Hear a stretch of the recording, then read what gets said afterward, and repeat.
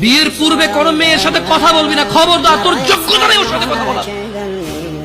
তুই কে রে? বামন হয়ে চাঁদের দিকে হাত বাড়াবি না। আমার বোনরা চাঁদ।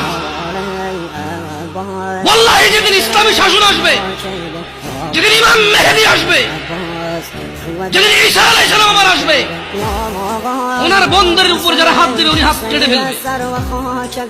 বামন হয়ে চাঁদের দিকে হাত বাড়াবি। আমার বোনরা চাঁদ।